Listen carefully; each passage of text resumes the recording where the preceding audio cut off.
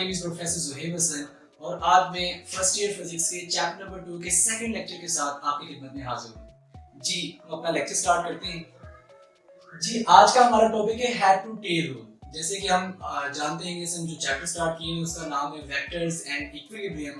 तो उसमें जो हेड टू टेल रूल है वो क्या चीज़ है, क्योंकि ये वेक्टर्स के हवाले से चैप्टर है। तो हेड टू टेल रूल ये एक ग्राफिकल मेथड है जो कि वेक्टर्स को ऐड करने के लिए इस्तेमाल किया जाता है। इस मेथड को इस्तेमाल करते हुए हम दो या दो से ज्यादा वेक्टर्स को क्या कर सकते हैं, ऐड कर सकते हैं। इसलिए मैंने लिखा हुआ the graphical method to add two और मोर देन टू वेक्टर्स। जी इस हेड टू टेल रूल को अप्लाई करने के लिए हमें ये चंद स्टेप्स को फॉलो करना जरूरी है। ये आप मैट्रिक में भी कर चुके हैं 9th क्लास में। इसमें जो सबसे पहली बात होती है जो आपने ख्याल करना होती है सिलेक्शन ऑफ प्रॉपर स्केल। आपने स्केल रखना होता है, जैसे कि 4 kilometre in a certain direction आपने रिप्रेजेंट करना है तो आप 1 सेंटीमीटर जो आपके पास लेंथ होगी किसी वेक्टर की उसको 1 किलोमीटर के इक्वल लिख सकते हैं। तो ये है स्केलिंग। जी स्केलिंग आपके लिए बहुत ज्यादा जरूरी है इस केस के अंदर। Number 2, draw vectors to be added. दूसरी बात कि आपके पास वो वेक्टर्स होने चाहिए जिन्हें आप ऐड करना चाहते हैं। तीसरी बात, join the tail of second vector with the head of first vector. Let's suppose आपने a प्लस b करना है तो इन दैट केस a आपके पास फर्स्ट वेक्टर होगा, b आपके पास सेकंड वेक्टर होगा। आपने सिंपल क्या करना है, फर्स्ट वेक्टर के हेड के साथ सेकंड वेक्टर की टेल को जॉइन करना है। यही बात मैंने यहाँ लिखी है, join the tail of second vector with the head of first vector. जी जो सिचुएशन आपके पास अचीव हो जाएगी उसके बाद ड्रॉ रिजल्टेंट वेक्टर। आपने रिजल्टेंट वेक्टर वहां ड्रॉ करना है। और रिजल्टेंट वेक्टर को कैसे ड्रॉ करना है, from the tail of first vector, पहले वेक्टर की टेल से इसको स्टार्ट करना है और कहां जाना है, to the head of last vector और सेकंड वेक्टर। लास्ट वेक्टर मैंने क्यों कहा, क्योंकि हेड टू टेल रूल के जरिए आप दो या दो से ज्यादा वेक्टर्स को ऐड कर सकते हैं। अगर दो वेक्टर्स हैं तो हम बोलेंगे सेकंड वेक्टर, अगर दो से ज्यादा वेक्टर्स हैं, n नंबर ऑफ वेक्टर्स है तो मैंने उसके लिए लास्ट वेक्टर की टर्म को इस्तेमाल किया है। जी बेटा हम आगे चलते हैं। आगे मैंने एग्जांपल के तौर पर यहाँ दो वेक्टर्स लिए हैं। एक वेक्टर लेट्स सपोज आपके पास a है, एक वेक्टर आपके पास b है। a आपके पास फर्स्ट वेक्टर है, b आपके पास सेकंड वेक्टर है। आप दोनों वेक्टर्स को क्या करना चाहते हैं, ऐड करना चाहते हैं। a को अगर मैं फर्स्ट वेक्टर कंसीडर करूं, b को अगर मैं सेकंड वेक्टर कंसीडर करूं तो a के हेड के ऊपर मैं b की टेल पुट करूंगा। ये मैंने a वेक्टर बनाया हुआ है, ये मैंने b वेक्टर बनाया हुआ है। a के हेड के ऊपर मैंने b वेक्टर की टेल पुट की है। जी a वेक्टर जो आपके पास फर्स्ट वेक्टर है, b वेक्टर जो आपके पास सेकंड वेक्टर है, आप सेकंड वेक्टर की टेल को फर्स्ट वेक्टर के हेड के ऊपर रखेंगे विदाउट चेंजिंग इट्स डायरेक्शन। ये देखिए b वेक्टर है, इसकी डायरेक्शन को चेंज किए बगैर मैंने a वेक्टर जो कि फर्स्ट वेक्टर था उसके हेड के ऊपर इसकी टेल को प्लेस कर दिया। तो कुछ इस तरह की सिचुएशन बन जाएगी। अब वो वेक्टर जो कि फर्स्ट वेक्टर a की टेल से सेकंड वेक्टर b के हेड तक जाएगा, वो वेक्टर इन दोनों के एडिशन के बराबर होगा और इन दोनों का जो एडिशन है उसको हम कहेंगे रिजल्टेंट वेक्टर, जो कि a प्लस b के बराबर होगा। और जिस तरह से नंबर्स में a प्लस यानी नंबर्स में एडिशन कम्यूटेटिव होता है, इस तरह से वेक्टर्स में भी एडिशन कम्यूटेटिव है। कि आप इसी तरह से अगर b को फर्स्ट वेक्टर कंसीडर कर लें और a को सेकंड वेक्टर कंसीडर कर लें तो आप क्या कर सकते हैं, आप b को फर्स्ट और a को सेकंड वेक्टर कंसीडर करके ऐड कर सकते हैं। ठीक है, और उनका जो रिजल्टेंट आएगा वो बिल्कुल वैसा ही आएगा जैसा a प्लस b में आया था। ठीक है, अब b को अगर मैं फर्स्ट वेक्टर कंसीडर करूं, a को अगर मैं सेकंड वेक्टर कंसीडर करूं तो a की टेल को b के हेड के ऊपर प्लेस करूंगा कुछ इस तरह से। जो आपके पास रिजल्टेंट आएगा वो r b प्लस a आएगा। और आप देख रहे हैं कि ये b प्लस a और a प्लस b तकरीबन समहाउ आपको यहाँ रफ डायग्राम के अंदर एक जैसे ही नजर आ रहे हैं। इसका मतलब a प्लस b और b प्लस a का रिजल्टेंट सेम होने की वजह से एडिशन ऑफ वेक्टर्स क्या है, कम्यूटेटिव है। वेक्टर एडिशन कम्यूटेटिव है। जी इसी तरह से आप n number of vectors add कर सकते हैं। क्या करेंगे, हर वेक्टर की टेल पिछले वेक्टर के हेड के ऊपर प्लेस करते चले जाएंगे और पहले वेक्टर के टेल से आखिरी वेक्टर के हेड तक जो वेक्टर आपको अचीव होगा that will B resultant vector. Similarly हमने तीन वेक्टर्स ऐड किए हैं, a b c, a plus b plus c किया तो हर अगले वेक्टर की टेल पिछले वेक्टर के हेड के ऊपर आप डायरेक्शन को तब्दील किए बिना उसके ऊपर प्लेस करते चले जाएं तो आपके पास रिजल्टेंट अचीव हो जाएगा that will be a plus b plus c and it is the resultant vector of these three vectors. Similar fashion के अंदर आप n number of vectors add कर सकते हैं। जी तो r क्या है, रिजल्टेंट वेक्टर। अब रिजल्टेंट वेक्टर की डेफिनेशन हम देख लेते हैं। रिजल्टेंट वेक्टर की डेफिनेशन क्या है, यहां लिखा हुआ है the sum of two or more than two vectors। ये देखिए हमने दो वेक्टर्स का सम देखा, यहाँ दो से ज्यादा वेक्टर्स का सम देखा।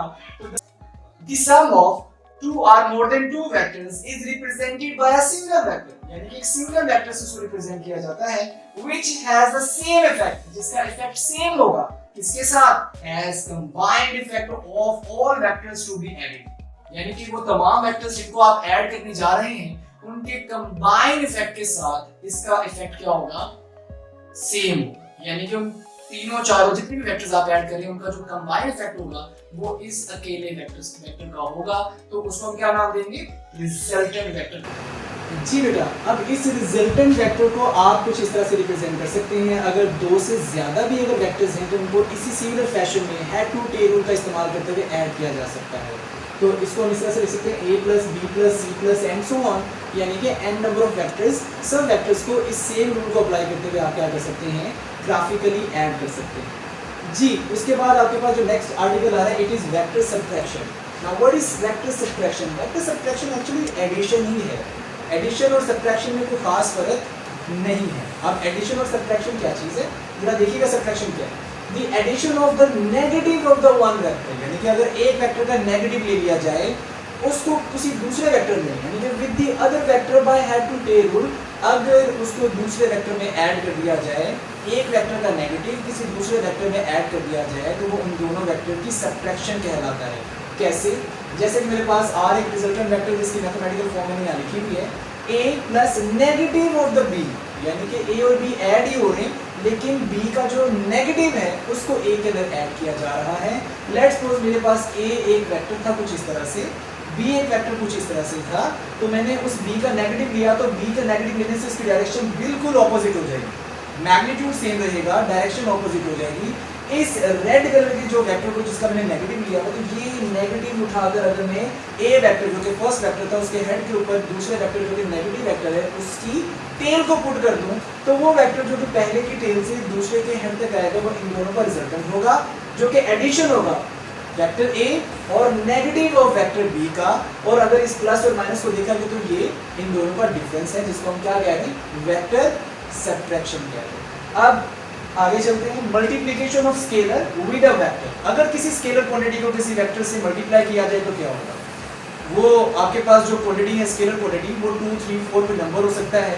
अगर उस नंबर से आप मल्टीप्लाई करें तो a का मैग्नीट्यूड जो है वो उतने टाइम्स बढ़ जाएगा, ये कम भी हो सकता है। अगर नंबर लेस देन 1 है तो a का मैग्नीट्यूड कम भी हो सकता है, लेकिन अगर नंबर 1 से ग्रेटर है तो a का मैग्नीट्यूड बढ़ जाएगा और उसकी डायरेक्शन पे कोई फर्क नहीं पड़ेगा। अगर n जो है एक पॉजिटिव वैल्यू है, अगर पॉजिटिव वैल्यू यानी कि वो 0 से बड़ा है, अगर n एक पॉजिटिव नंबर है तो उसकी डायरेक्शन वही रहेगी जो उसकी इनिशियल यानी कि ओरिजिनल डायरेक्शन थी, उसकी ओरिजिनल डायरेक्शन पे कोई फर्क नहीं पड़ेगा। अगर वो राइटवर्ड जा रहा था तो वो राइटवर्ड ही जाएगा, लेकिन n टाइम्स उसका मैग्नीट्यूड बढ़ जाएगा।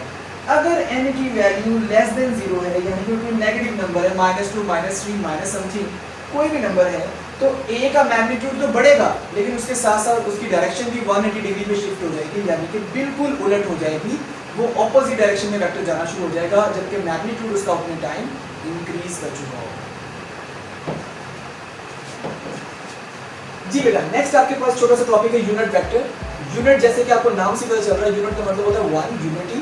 तो इसकी डेफिनेशन क्या है, a vector whose magnitude is 1, ऐसा वेक्टर जिसका मैग्नीट्यूड यूनिटी है उसको हम यूनिट वेक्टर का नाम देते हैं। इसको रिप्रेजेंट कैसे किया जाता है, इसका सिंबल देख लीजिए, ए कैप, यानी कि कोई भी वेक्टर जिसका नाम लेट्स सपोज ए है तो उसके ऊपर अगर आप कैप का साइन लगा दो तो कैप यूनिट वेक्टर को रिप्रेजेंट करेगा। इसी तरह से स्मॉल ए भी इस्तेमाल किया जाता है वेक्टर के लिए। तो अगर मैं वेक्टर के साइन की बजाय यानी कि एरो हेड की बजाय अगर कैप का साइन डाल दूं जिसको हेड भी बोला जाता है, तो अगर मैं इस तरह का साइन डालूंगा तो वो यूनिट वेक्टर को रिप्रेजेंट कर रहा होगा। इसी तरह से बी, उसके ऊपर कैप डालें तो ये बी वेक्टर का यूनिट वेक्टर। इसी तरह से वी वेलोसिटी, लेट्स सपोज ये वी कैप वेलोसिटी का यूनिट वेक्टर है। तो इसकी मैथमेटिकल फॉर्म क्या है, ए कैप ए एक वेक्टर है जिसका यूनिट वेक्टर लिया जा रहा है। तो अगर उस वेक्टर को उसके मैग्नीट्यूड पे डिवाइड कर दिया जाए, अगर वेक्टर को उसके मैग्नीट्यूड पे डिवाइड कर दिया जाए तो आपको क्या अचीव होगा, यूनिट वेक्टर अचीव होगा। अब वेक्टर को रिप्रेजेंट कैसे करते हैं वो हम आगे चल के देखेंगे, with respect to its rectangular components, वो हम आगे चल के देखेंगे इंशाल्लाह। तो फिर ए, ये जो नीचे वाला डिनोमिनेटर वाला ए है, ये मैग्नीट्यूड है वेक्टर का, ठीक है, मैग्नीट्यूड ऑफ द वेक्टर, यानी कि ए वेक्टर का ये मैग्नीट्यूड है। तो अगर मैं इसको रीअरेंज करूं, एक उधर मल्टीप्लाई करूं, तो अगर आपको वेक्टर का मैग्नीट्यूड दिया हो यूनिट वेक्टर दिया हो तो दोनों को मल्टीप्लाई करके आप वेक्टर भी फाइंड कर सकते हैं इसी रिलेशन को रीअरेंज करके। जी आगे चल के देखिए, it has no unit, unit vector का कोई यूनिट नहीं होता, क्योंकि ये वेक्टर के मैग्नीट्यूड से जब डिवाइड होगा तो इसका यूनिट इसके यूनिट को क्या कर देगा, कैंसिल कर देगा, तो यूनिट इसका यूनिट भी कैंसिल हो जाएगा, तो यूनिट वेक्टर का कोई यूनिट नहीं होगा। जी अब आपके पास डिफरेंट जो डायरेक्शंस हैं आपके रेक्टेंगुलर कोऑर्डिनेट सिस्टम के अंदर, जो डिफरेंट डायरेक्शंस हैं उनके अलोंग जो यूनिट वेक्टर है उनको एक कन्वेंशनल नाम दिए गए हैं आपके इस चैप्टर के अंदर, आई कैप, जे कैप, के कैप। आई कैप यूनिट वेक्टर है अलोंग एक्स एक्सिस, जिसको मैंने यहाँ रिप्रेजेंट किया हुआ है आपकी बुक के मुताबिक। I cap is the unit vector along x axis. J cap is the unit vector along y axis. K cap is the unit vector along z और जी एक्सिस। जी बेटा आज के लिए बस इतना ही, इंशाल्लाह मैं बहुत जल्द नेक्स्ट लेक्चर के साथ आपके लिए हाजिर होऊंगा। तब तक मुझे इजाज़त दीजिए। Thank you so much. अल्लाह हाफिज़।